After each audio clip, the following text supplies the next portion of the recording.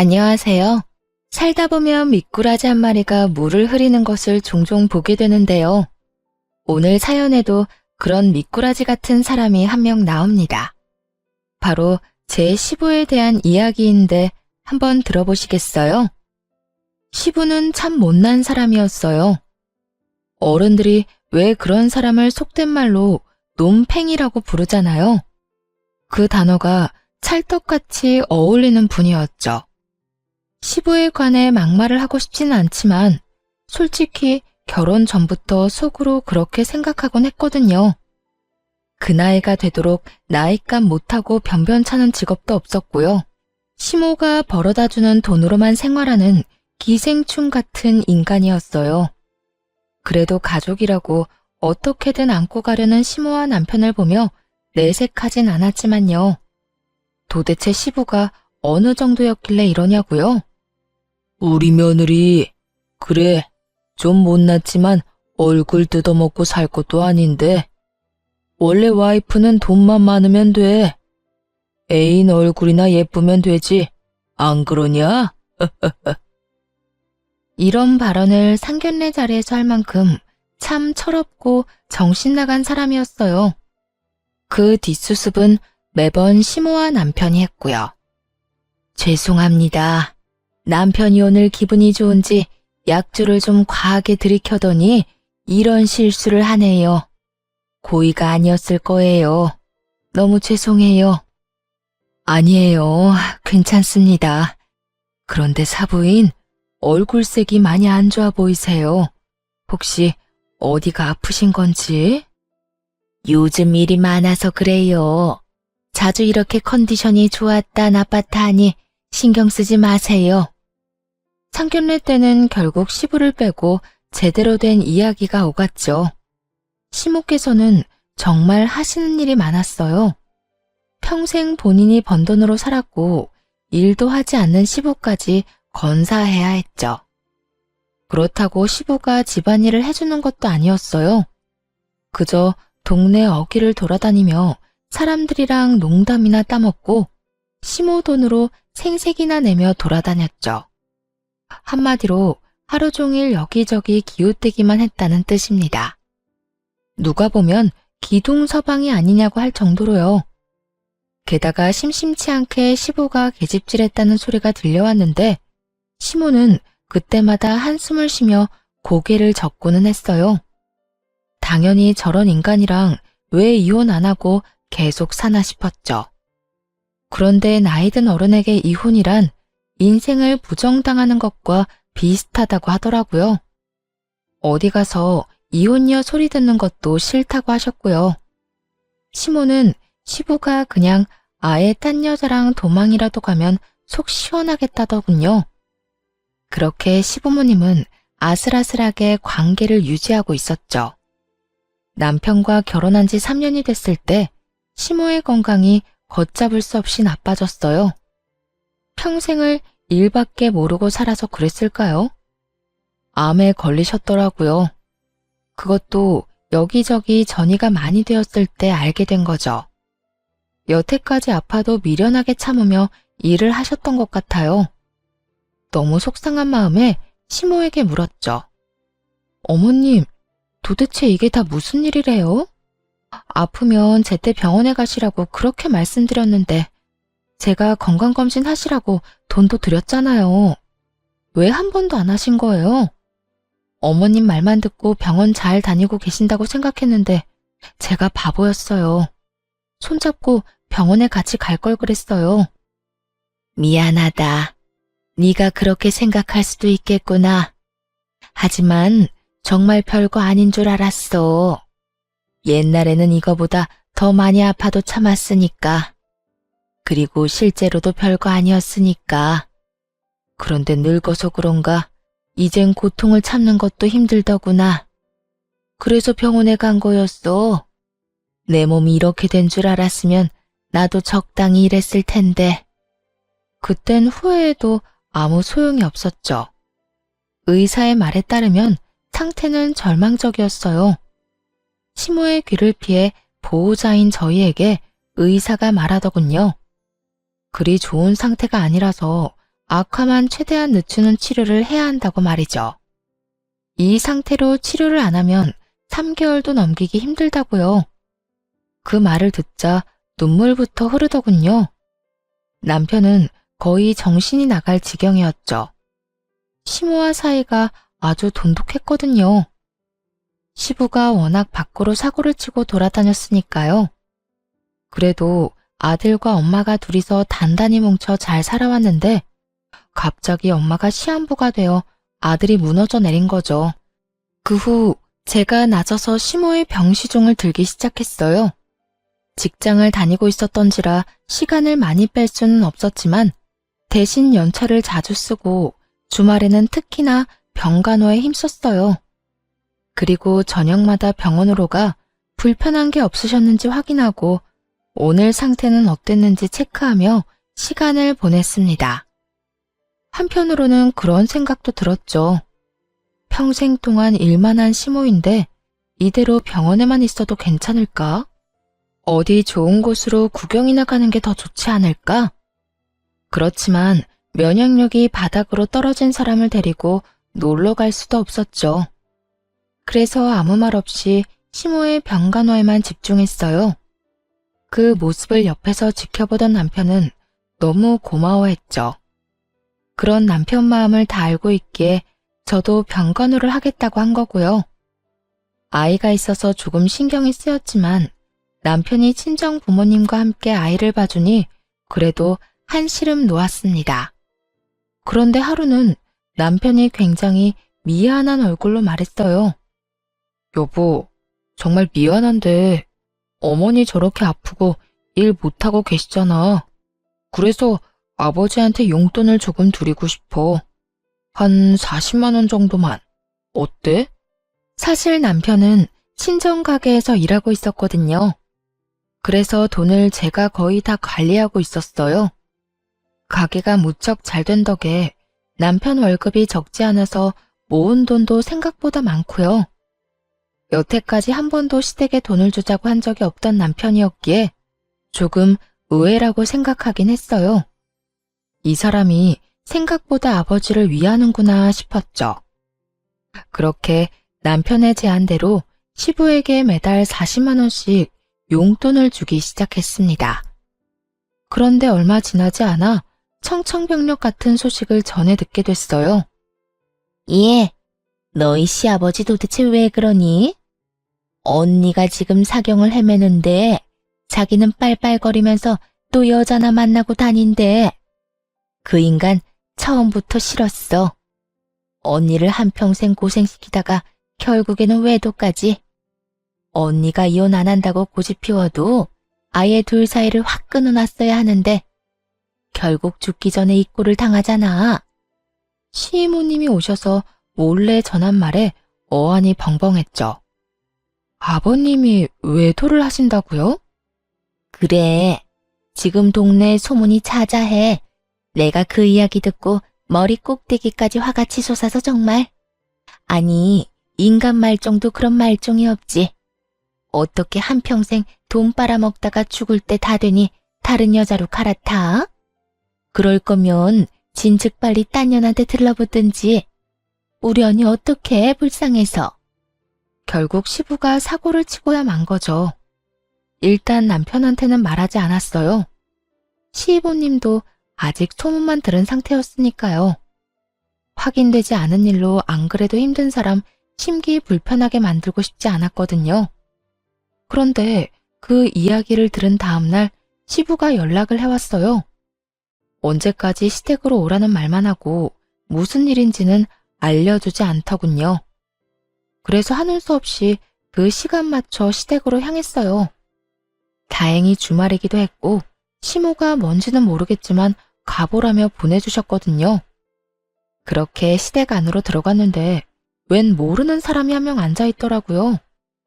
나이가 50대 중후반 정도로 보이는 아줌마였어요. 어리동절해하며 서 있는데 갑자기 제게 아는 척을 하더라고요. 어머, 아가씨가 이 집 며느리지? 내가 아가씨 시아버지한테 부탁했어. 여기가 엉망이잖아. 아무리 힘들게 일한다고 해도 시댁 청소 정도는 며느리가 해야지. 안 그래? 오늘 쓸고 닦고 청소 좀 해줘.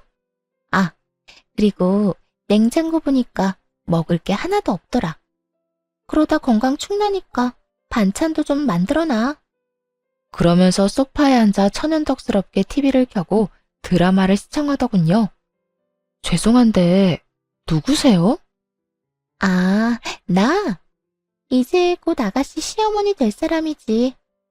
그러니까 당장 청소 좀 해. 얼마나 더러운지. 내가 와보고 깜짝 놀랐다는 거 아니야. 이 사람이 그 소문의 시부 상간녀라는 걸 알고 머리에 피가 몰렸어요. 그렇잖아도 최악의 이미지인데 대뜸 청소와 음식을 하라니 눈이 돌아버렸죠. 마치 자기가 무슨 진짜 시모라도 된 것처럼 말이에요. 그러니까 아줌마가 제 시어머니가 될 거라고요? 왜요? 시어머니께서 두 눈 똑바로 뜨고 아직 살아계신데. 그리고 100번 양보해서 그렇다 쳐요. 근데 지금은 아니잖아요. 완전 생판남이면서 무슨 소리를 짓거리는지 모르겠네요. 너 지금 어른한테 이게 무슨 행동이니? 세상에. 교양도 없고 경우도 없고 예의도 없어. 사람이 잘못 들였네, 잘못 들였어. 자기가 뭔데 앞에 사람을 두고 평가질을 하는지. 너무 화가 나서 앞뒤 안 가리고 달려들었어요. 아줌마, 제가 왜 댁한테 그딴 소리를 들어야 하는지 모르겠다고요. 청소하고 싶으면 본인이 하세요. 어이가 없어서. 여기가 내 집도 아니고 또 아줌마가 이 집 주인도 아닌데 무슨 소리예요? 그리고 다시 말하지만 우리 시어머니 아직 멀쩡히 살아계시거든요. 그쪽이나 처신 똑바로 하세요. 알아들었어요? 이 아가씨가 못하는 말이 없네. 나야말로 왜 아가씨한테 그딴 소리 들어야 하는데? 어? 여기 와봐. 세상에. 자기 며느리 잘못 들였어. 아주 예의도 없고 경우도 없고 내가 누군지 알면서도 얼굴 빳빳하게 들고 청소 못하겠다고 하는 거 봤지? 때마침 시부가 등장했어요. 그러자 상간녀는 기세가 등등해져서는 막 퍼붓더군요. 시부가 짐짓 엄한 표정을 지으며 아랫사람을 혼내듯 말했어요. 너 내가 여기 왜 오라고 했는지 알아? 다 이 사람 소개해주려고 그런 거야. 근데 어떻게 이렇게 무례하게 굴 수가 있냐? 이제 곧 네 시어미가 될 사람인데 공경하고 받들 줄 알아야지. 대체 왜 그렇게 못되게 굴어? 이 사람이 제 시어머니가 된다고요? 혹시 그이는 알고 있어요? 아무것도 모르고 있던데. 남편은 저 아줌마를 새어머니라고 생각할 일 눈꼽만큼도 없을 거고 저도 그럴 예정이에요. 그리고 아버님도 정신 좀 똑바로 챙기세요. 평생을 헌신한 아내 마지막 길에 이런 추태라니 부끄러운 줄 아시고요. 뭐? 야, 너 지금 시아버지한테 그게 무슨 말버릇이야? 누가 시아버지예요? 아픈 시어머니 병시종에 상간녀 뒤치다거리까지 시키려는 사람이 시아버지요? 아니, 사람이 맞긴 한가요? 너 말 다 했어? 아주 눈에 뵈는 게 없구나. 이제 시아버지고 뭐고 눈에 안 들어온다 이거지? 모양 것. 네 남편 믿고 일어나 본데 내가 아들한테 한마디만 하면 넌 당장 아웃이야, 아웃. 그렇게 되는지 한번 해보세요. 남편이 아버님 편들 것 같죠? 어디 보세요. 진짜로 그렇게 하는지. 그리고 이번 달부터는 용돈도 끊는 게 좋겠네요. 남의 속 뒤집어지는 짓만 하고 계시니 돈이 아까워서요. 그렇게 시부를 비웃어주고 밖으로 나왔어요. 남편도 용돈으로 생활하는데 제가 돈 끊으면 무슨 수로 아버지께 드리겠어요? 생각할수록 시부가 너무나 괘씸했습니다. 아픈 아내 내버려두고 바람 피우는 것도 모자라 며느리까지 불러서 상간녀 뒤치다거리를 하게 만들다니 참을 수가 없어서 시댁에서 나오는 길에 남편에게 전화했죠. 여보, 나야. 아무래도 아버님한테 드리는 용돈 끊어야겠어. 오늘 무슨 일 있었는지 알아? 세상에. 시댁에 갔더니 아버님 상간녀가 있었어.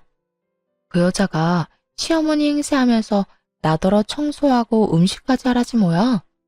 내가 어이가 없어서 정말. 뭐? 상간녀?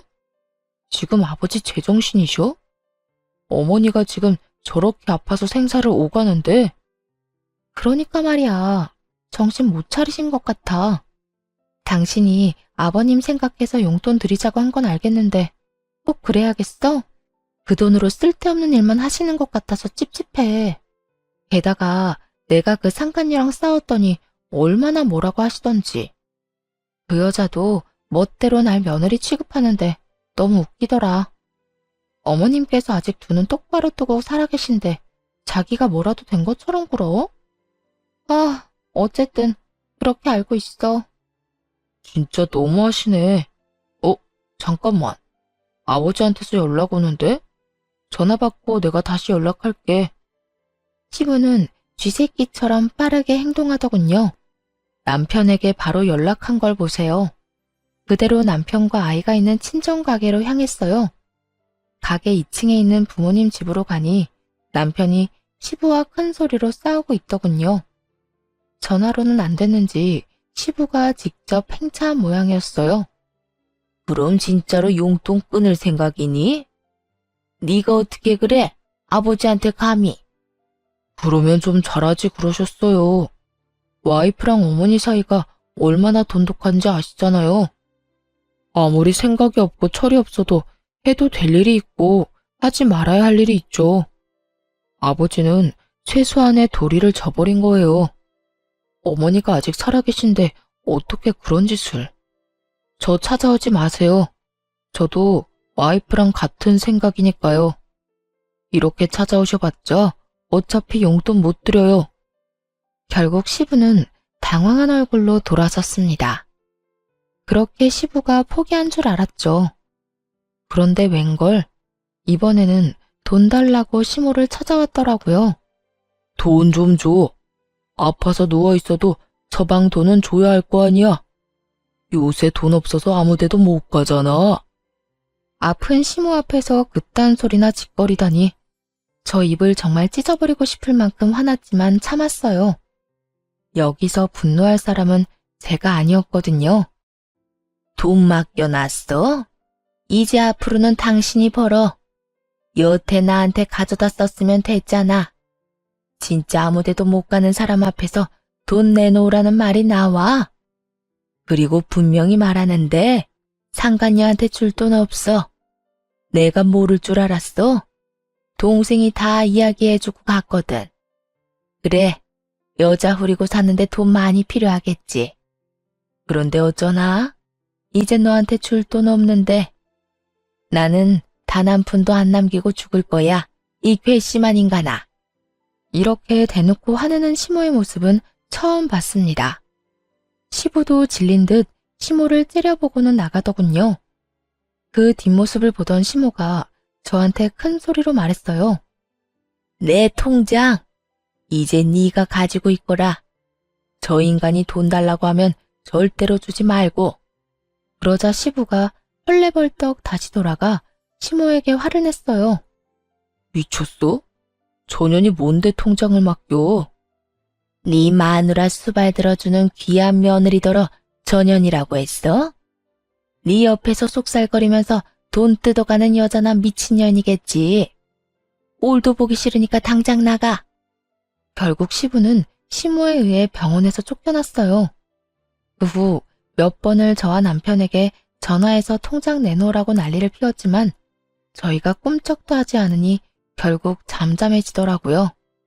그렇게 조용하게 시간이 흐르고 시모는 서서히 마지막을 준비하고 있었죠. 굉장히 컨디션이 안 좋던 어느 날 시모가 어렵게 말을 꺼냈어요. 나 죽기 전에 내가 평생 일군 우리 집 거기에 한 번만 갔다 와주면 안 되겠니? 우리 아들이랑 둘이서 오순도순 지내던 집인데 죽기 전에 한 번만 더 둘러보고 싶구나. 시모가 그 집을 얼마나 소중하게 생각하는지는 이미 눈치채고 있었어요. 없는 살림에 열심히 일해서 겨우겨우 가지게 된 집이라고 들었거든요. 아들도 키우고 일도 안 하는 남편 뒤치다꺼리까지 해가면서 말이죠.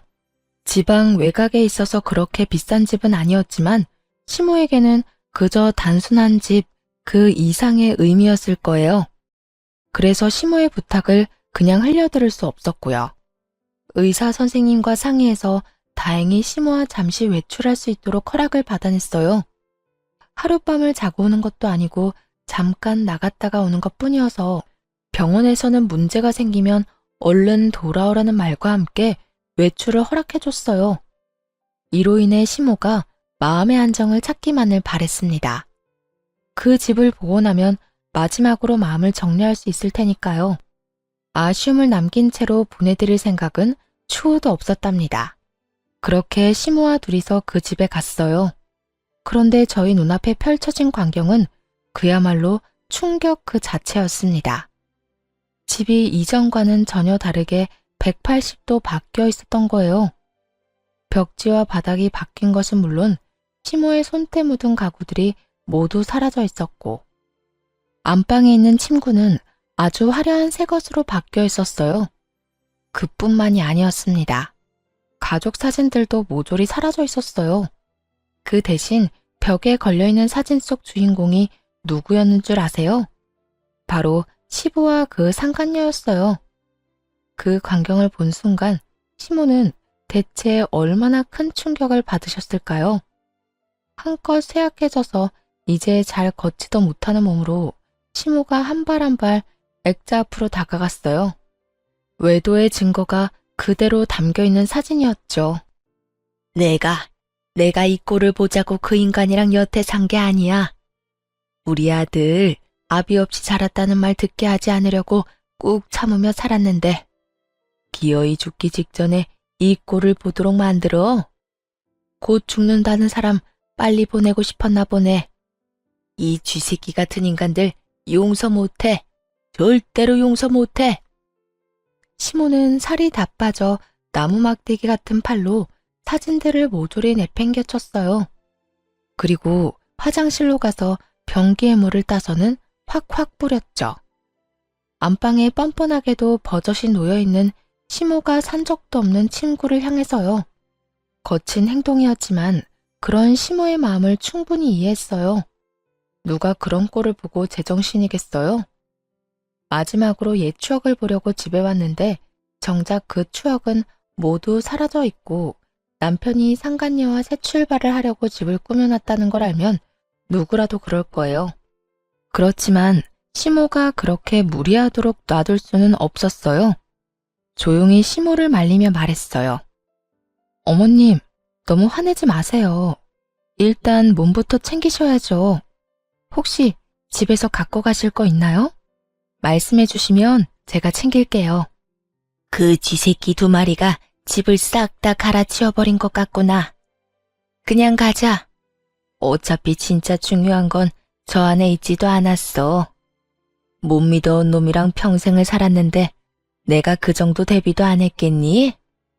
중요한 건 전부 내가 가져온 집 안에 있으니까 나가자. 그리고 가는 길에 부동산 좀 들러줄 수 있겠니? 이제 이 집 내놔야겠다. 그렇게 시모와 그 집을 나와 몇 군데를 더 들렀습니다. 시모는 바로 부동산에 집을 내놨고 밀린 은행 업무도 처리하고 다시 돌아왔어요. 병원에 돌아오고 나서도 시모는 기분이 안 좋아 보였어요. 사실 그런 일이 있었으니 좋을 리가 만무했죠. 안타까웠지만 그런 시모를 함부로 달래줄 수도 없었습니다. 그 절망감과 배신감이 어떨지 감히 가늠도 되지 않았으니까요. 어떤 말을 건네든 전부 의미 없는 얘기로 들릴 것 같았어요. 그렇게 시모 혼자 쓸쓸히 마음을 추스르고 있는데 면회 시간 끝날 때쯤 다짜고짜 시부가 병원으로 찾아왔더군요. 그러더니 저를 향해 삿대질을 하며 욕을 하는 거예요. 야, 네가 우리 집에 와서 사고치고 갔지? 집을 아주 난장판으로 만들어 놨던데 너 지금 시하냐? 이제 시아버지 자격 없다고 깽판 치고 간 거냐고. 정신 나갔어? 네가 싫으면 싫었지 우리 집에 와서 왜 난리를 쳐? 너 내가 고소할 거야. 남의 집 엉망으로 만든 거 다 경찰서에 신고할 거라고. 너무 한심해서 대꾸할 가치도 못 느꼈습니다. 옆에서 듣던 시모가 참지 못하고 시부에게 한마디 날렸어요. 그거 내가 했다. 외출증 끊어서 갔다가 난장판 만들어 놓고 왔어. 바퀴벌레 한 쌍이 우리 집에다 헛짓을 해놨길래 그랬다고. 그래서 지금 그것 때문에 화내는 거야? 여태 아픈 마누라 한 번을 들여다보지도 않다가 이제 와서 네가 무슨 자격으로 감히 여길 들어와? 앞으로는 못 들어와. 못 들어오게 막을 거니까. 네 얼굴만 보면 구역질 나고 기분이 더러워서 안정이 안 되거든. 그리고 신고하려면 해. 내가 그 집 그렇게 만들었으니까 나를 신고하라고. 물론 할 수 있으면 말이야. 그 집이 내 집인 건 알지? 당신 집은 코딱지만큼도 안 들어간 것도 알고 있지? 그런 주제에 내 짐 다 빼고 상간녀 짐을 들여놔? 상간녀랑 내 집에다 신혼집 차리려고 작정했어? 네가 인간이야? 뭐? 당신이 어떻게 우리 집에 왔어? 아파서 빌빌거리면서 집에는 또 왜 왔대? 죽기 전에 우리 집 한번 눈에 담으려고 했는데 아주 싹 바꿔놨더라.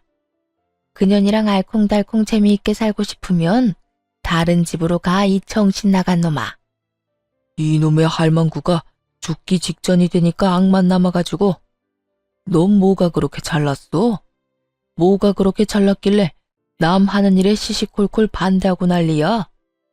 말 한 번 잘했네. 그럼 내가 잘났지 못났어? 못난 건 너잖아.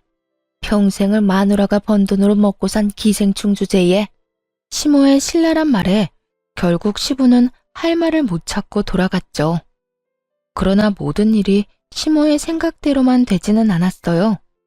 시모가 돌아가시기 전까지도 그 집은 팔리지 않았거든요.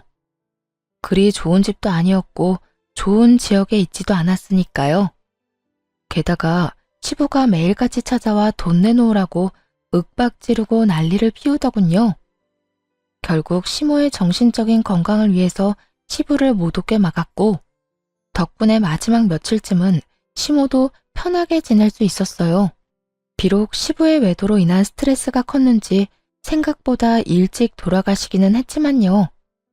그리고 장례식이 치러졌죠. 그런데 그날 시부가 그 상간녀를 데리고 와서 시시덕거리는 걸 직접 보게 됐어요. 어이가 없었지만 날이 날이니만큼 제 선에서 해결하려고 했는데 실패하고 말았죠. 바로 남편까지 그 꼴을 목격한 거예요. 장례식은 그야말로 난장판이 됐어요. 남편이 눈을 뒤집은 채 불같이 화를 냈거든요. 아버지, 미쳤어요? 여기가 어디라고 저 여자를 데리고 와요. 어머니 가시는 길에 어떻게 진짜 정신 나가셨냐고요? 너 아비한테 그게 무슨 말버릇이야? 이 사람이 도와준다며 와줬으면 감사하다 인사는 못할 망정. 며느리한테 물들어서 너까지 지금 이러는 거야? 뭘 도와주러 와요? 얼굴 안 비추는 게 도와주는 일인 거 몰라요? 가세요. 지금 당장 여기서 나가시라고요. 한 번만 더 어머니 가시는 길 망치면 나 진짜로 아버지 용서 안 합니다. 2번 다시 얼굴도 안 볼 거라고요. 아들의 말에 겁이 나기는 했는지 결국 시부와 상간녀는 장례식장에서 나갔어요. 남편은 죽을 상을 하고 있었고 저는 남편 달래랴 손님들 받느랴 정신이 없었습니다. 그렇게 위태로웠던 장례식이 끝났어요. 앞으로는 시부와 절대 만나지 않을 생각이었어요. 시모가 살아계실 적에 단 한 번도 도움이 안 됐던 사람, 또 남편조차 아버지 취급 안 하는데 괜히 시아버지 대접해드릴 필요는 없잖아요. 그리고 인간이면 그래선 안 되잖아요. 어떻게 자기 와이프 장례식에 상간녀를 데려와요? 어머님 가시는 길이 얼마나 불편했을지 짐작도 가지 않았어요. 그런데 장례식이 끝나고 며칠 후 시부가 저와 남편을 시댁으로 부르더군요. 그래, 마지막으로 할 말이 있을 거라고 생각했어요. 시모가 돌아가셨으니 재산에 관한 말이라도 하려나 싶었죠. 그런데 시댁에 갔더니 얼마 전에 겪은 것과 비슷한 상황이 벌어져 있더군요. 시부와 상간녀가 나란히 앉아 있는 거예요. 상간녀는 마치 자기가 시어머니라도 되는 양 앉아서 저를 물끄러미 보더라고요. 한껏 아니꺼 하는 얼굴로 말이에요. 정식으로 인사시키려고 불렀다. 아들, 네 새어머니가 될 사람이다. 며느리, 너한테는 새 시어머니이고. 욕짓거리가 입안 가득 차 나오려는 걸 겨우겨우 막아냈어요. 어떻게 시모가 돌아가신 지 며칠 지나지도 않았는데 저런 짓을 할 수 있는 건지 상식적으로 도저히 이해가 안 가더군요. 저만큼이나 남편도 황당해하며 시부에게 말했어요. 아버지, 이게 도대체 뭐 하는 짓입니까? 어머니 돌아가신 지 며칠 됐다고 지금 저 여자를 집에 들여요. 저 여자가 아니고 새어머니라니까. 앞으로 어머니라고 똑바로 불러. 그리고 그 할망구가 죽었으니까 이 여자를 불렀지. 내가 너희 엄마 살아있을 적에 이 사람이랑 혼인신고라도 했니? 아니잖아. 나는 지금 홀몸이 됐고 이 사람도 남편이 없으니 둘이서 살면 그게 부부인 거지. 조만간 혼인신고도 할 거다. 그러니 그렇게 알고 하늘처럼 받들어 모셔라. 그 말 하려고 너희 부른 거야. 자식이라고 하나 있는 것이 효도할 생각을 해야지. 잘 들었지? 특히 하나 있는 며느리, 너. 네가 경우도 없고 예의도 없으니까 내가 앞으로 가르칠 게 많아. 여태까지 무식한 옆에내 밑에서 어떻게 지냈는지 모르겠지만 난 그렇게 가볍고 쉬운 사람 아니다. 그러니까 이제 이 집안 청소는 네가 해. 병 걸린 시모 수발까지 들었다고 하니 내 수발 드는 건 일도 아닐 거 아냐. 이제 네 시어머니는 나니까 당연히 그렇게 해야지. 정신 나갔어요? 제가 미쳤다고 아줌마 수발을 들어요. 정신이 나가도 한참 나갔네. 저기 아줌마, 저는 두 사람 사이가 어떻게 되든 상관없어요. 그러니까 시어머니 대접 바라지 마세요. 저도 며느리 대접 안 바랄 테니까. 야, 너 말 다 했니? 이제 네 남편이 내 자식이야. 이제 앞으로 내가 네 시어머니라고. 그러니까 넌 당연히 내 말 들어야 하는 입장인 거 몰라? 시어머니 대접을 안 하겠다고? 이 집에서 쫓겨나고 싶어? 쫓겨나요? 제가? 오히려 코웃음을 치자 그 상간녀가 당황하더군요. 그때 남편이 말했어요. 누가 제 어머니예요? 제 어머니는 한 분밖에 없습니다. 그러니까 저한테도 어머니 대접 바라지 마세요. 두 분이서 어떻게 사시든 저희는 상관 안 할 테니까 알아서 하시고요. 그리고 아버지, 남편은 시부를 똑바로 쳐다보며 차갑게 말했어요. 아직도 못 알아들으신 것 같아서 마지막으로 말씀드려요. 아버지가 어머니한테 한 짓, 저는 죽을 때까지 못 잊을 거예요. 돈이란 돈은 다 빼먹고 어머니가 아파서 힘 못 쓰니 어떻게 하셨어요? 다른 여자 데리고 와서 마지막까지 어머니 평온하게 가지 못하도록 만들었죠. 어머니가 고생하면서 아버지한테 해준 것들은 이미 다 잊어버리셨겠죠. 그거 다 저한테는 한이에요. 그러니까 두 번 다시 연락하지 마세요. 아들 노릇 바라지도 마시고요. 아버지가 어머니한테 하신 그대로 저도 철저히 무시하며 살 테니까 아버지도 제 도움 바라지 말고 사세요. 아시겠어요? 그래, 좋아, 알겠다. 나중에 유산 물려달라고 와서 짹짹거리지나 마라. 네 엄마 재산 넌 보지도 말고. 그러고는 두 사람끼리 아주 웃으며 좋아 죽더군요. 돌아서서 나오는 저희는 본 척도 안 하면서 말이에요. 하지만 그 즐거움이 며칠 안 갈 거라는 걸 알고 있었기에 한껏 비웃어줬습니다. 역시 며칠 지나지 않아 시부와 상간녀가 친정가게로 찾아왔어요. 남편과 이야기를 하려던 모양인데 그날 저도 함께 있었거든요. 마주치자마자 시부가 득달같이 화를 내더군요. 야, 네 시어머니 재산 네가 빼돌렸지? 다 어떻게 했어?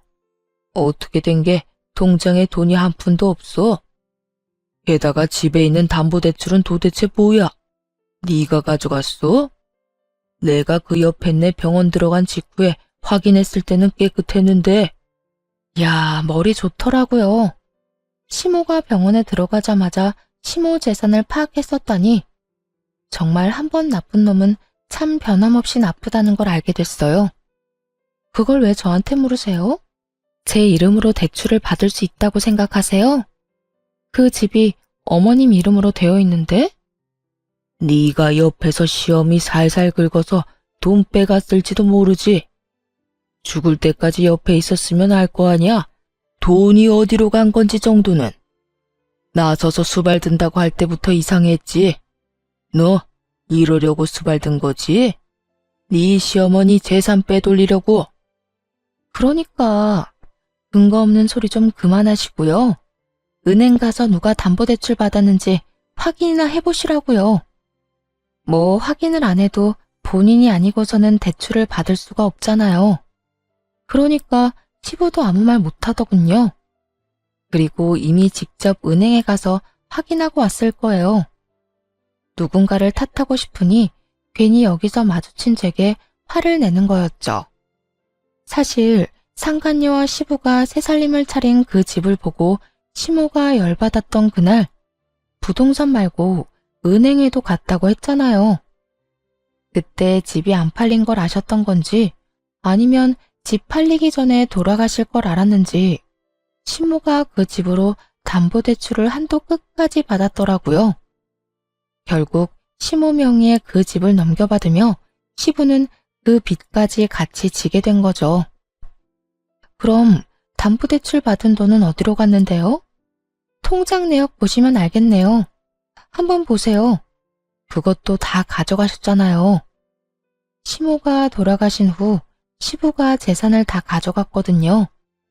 당연히 통장도 쏙 가져갔죠. 그런데 시모가 그 큰 금액을 현금으로 빼서 쓰셨지 뭐예요. 그 바람에 그 많던 돈이 어디로 간 건지 아무도 알 수 없게 됐거든요. 게다가 거액의 입원비와 처치 비용으로 시모 통장에는 진짜 돈이 마른 상태였어요. 이 여편네가 돈을 어디다 빼돌렸는지 모르니 하는 소리지. 며느리인 네가 받은 게 틀림없지. 그 돈 달라고 하지 않을 테니 집에 걸린 대출금은 너희가 갚아. 대출금을 갚으라고요? 아버님, 저희한테 뭐라고 하면서 그 집 가져가셨어요? 어머님 재산 넘볼 생각 말라고 가져갔죠? 저희가 사는 집도 아니고 저희가 가져간 집도 아니고 아버님이 직접 가져가신 거면서 대출금은 우리 보고 갚아라. 제가 왜요? 돈을 드려야 할 이유가 없잖아요. 그 집은 아버님이 상속받았으니까 빚도 아버님 거죠. 저희한테 손 벌리지 마세요. 제 말에 시부 옆에 있던 상간녀가 그러더군요.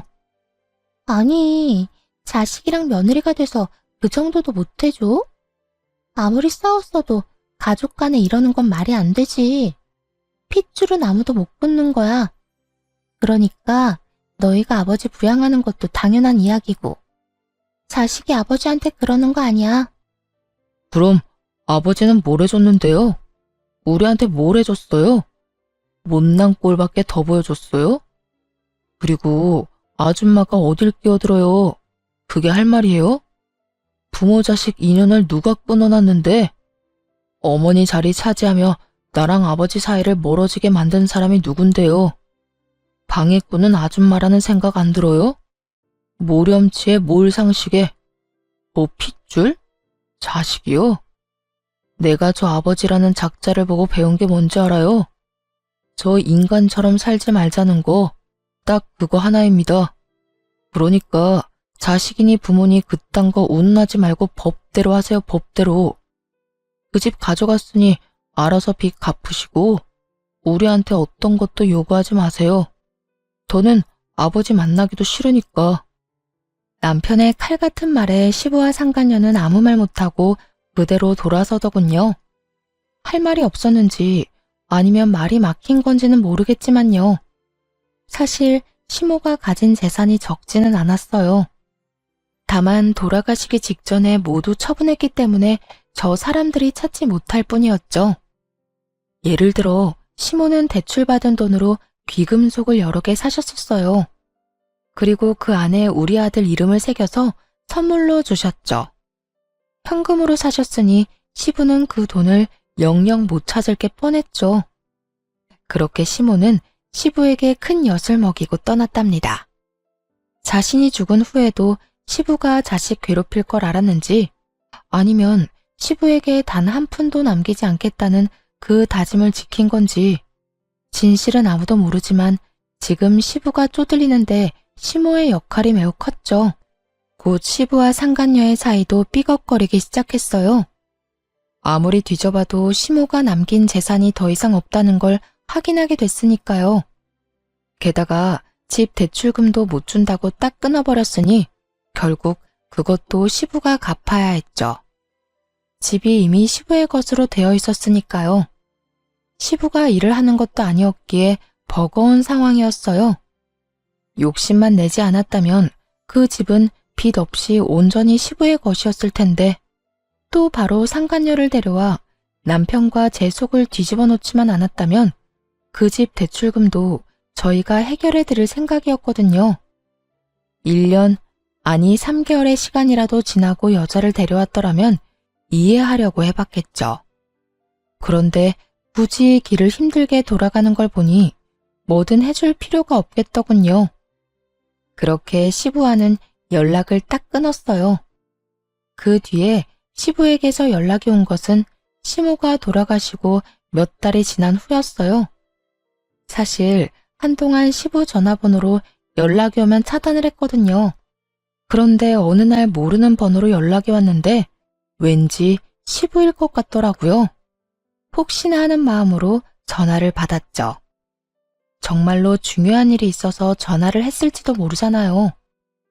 곧이어 귀에 들려온 건 어이없는 꾸짖음이었어요. 아들한테 들었다.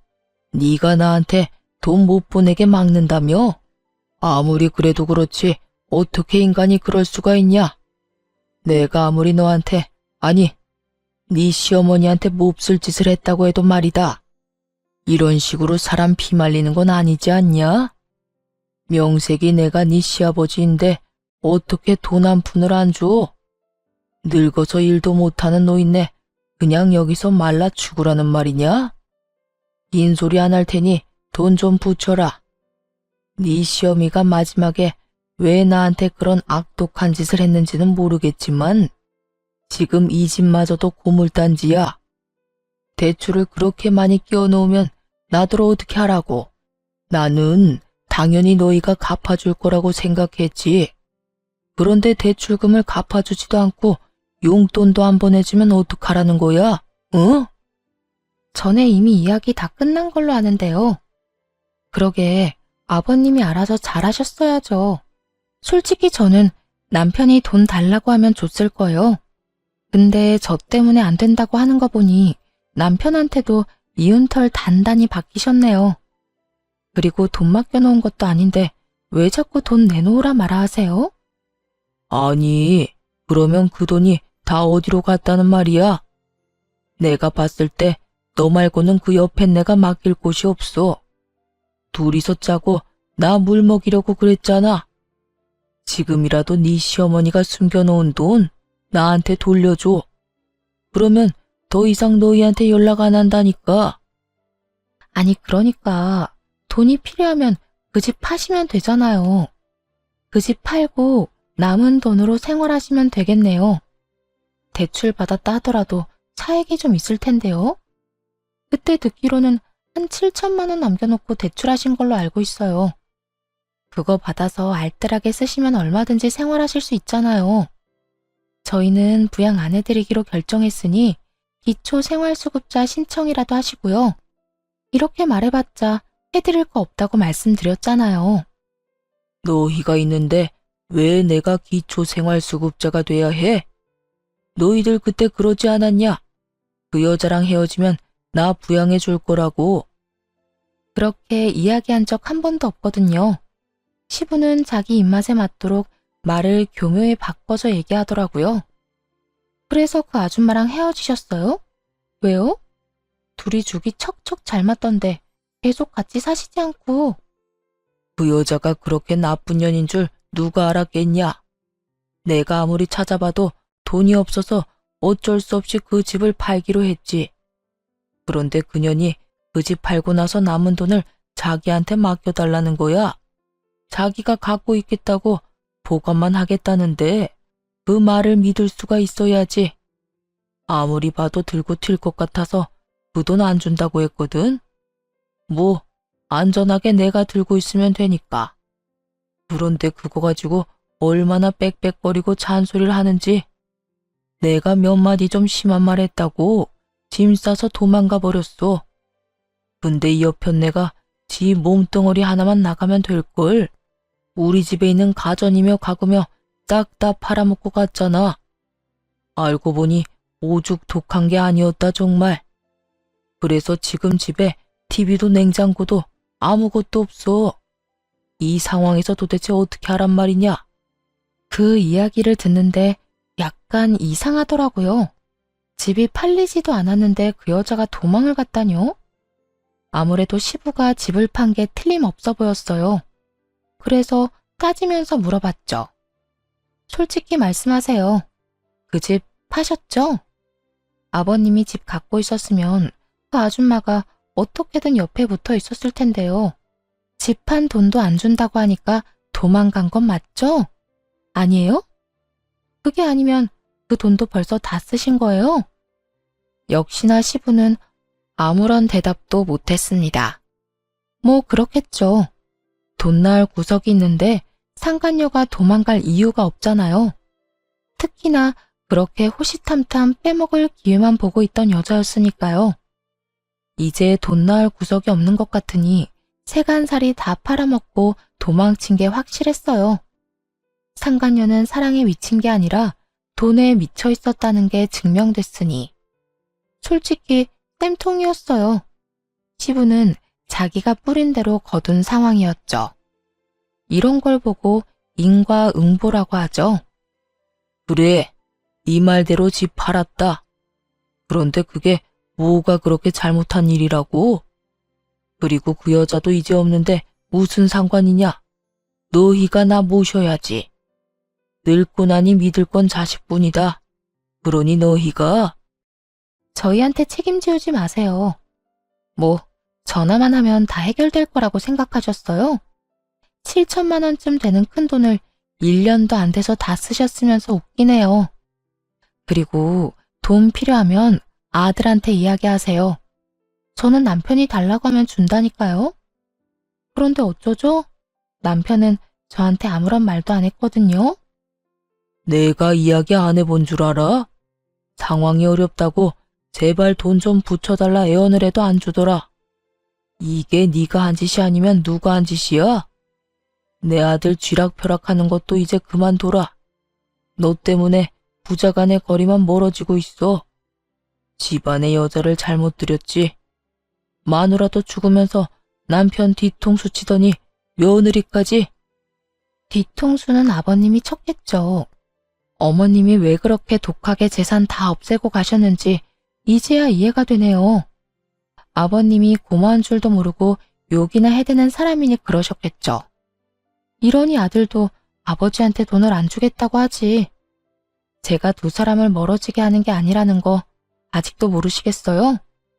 이런 식으로 남한테 기대기만 하고 피땀 흘려 번 돈을 가져가려는 게 문제라고요. 그 행태가 사람을 질리게 하는 거예요.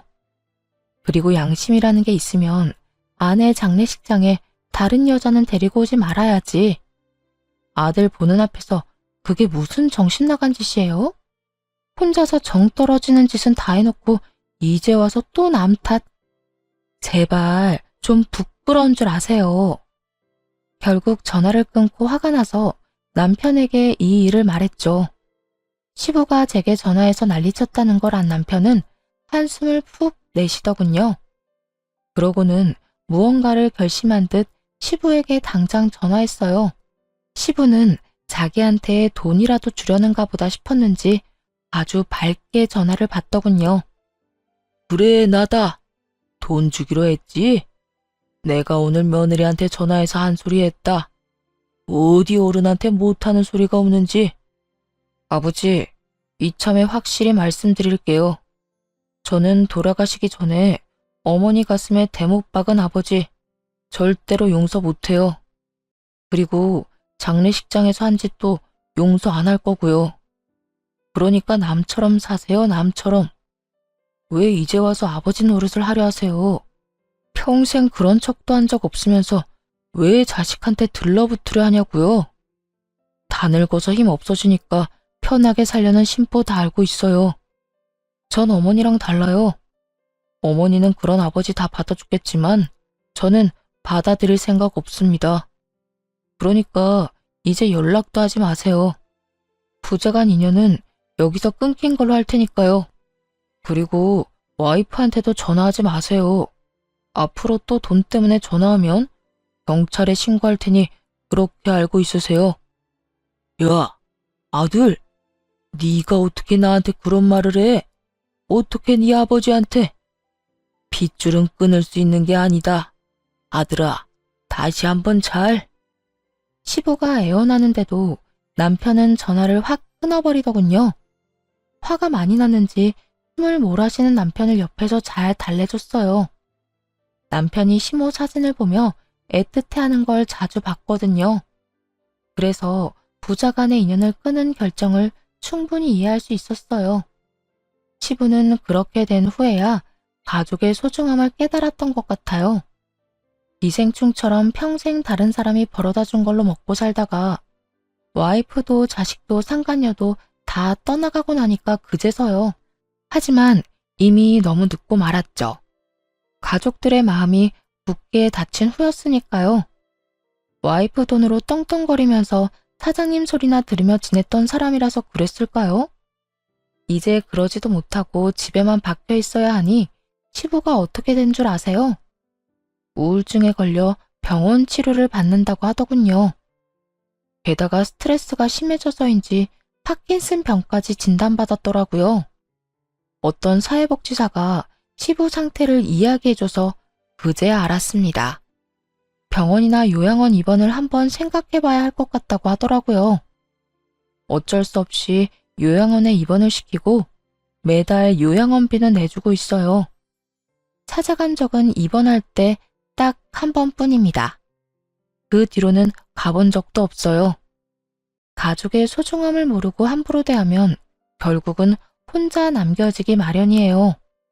후회하고 깨달으면 다행이지만 늦으면 늦을수록 만회하기 어렵죠. 가족한테도 절대로 용서받을 수 없다는 걸 알았다면 시부는 이렇게 되지 않았겠죠. 자식한테 더 잘해줘야지. 인간적으로 기본적인 도리는 지켜야지. 시부를 보며 요즘 이런 생각을 하곤 합니다. 지금까지 긴 글 들어주셔서 감사드립니다. 모두 좋은 하루 되세요.